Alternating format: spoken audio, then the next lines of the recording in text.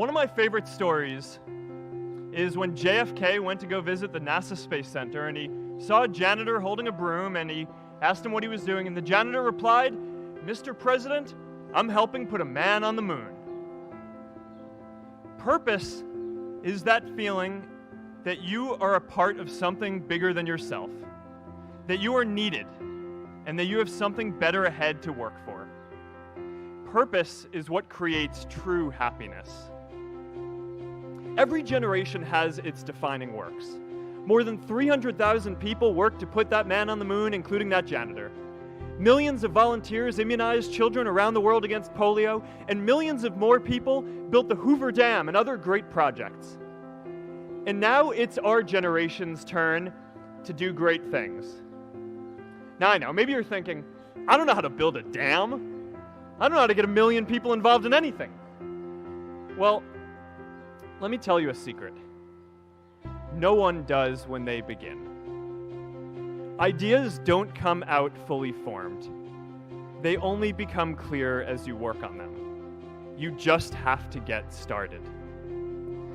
If I had to know everything about connecting people before I got started, I never would have built Facebook. I remember that night I launched Facebook from that little dorm in Kirkland House. I went to Noakes with my friend KX, and I remember telling him clearly that I was excited to help connect the Harvard community, but one day someone would connect the whole world. The thing is, it never even occurred to me that that someone might be us. We were just college kids. We didn't know anything about that. There were all these great big technology companies with all these resources, and I just assumed one of them would do it. But this idea was so clear to us that all people want to connect. So we just kept working on it, day after day after day. And I know that a lot of you are going to have your own stories just like this. A change in the world that seems so clear that you are sure someone else is going to do it. But they're not. You will. But it's not enough to have that purpose yourself. You also have to create a sense of purpose for others.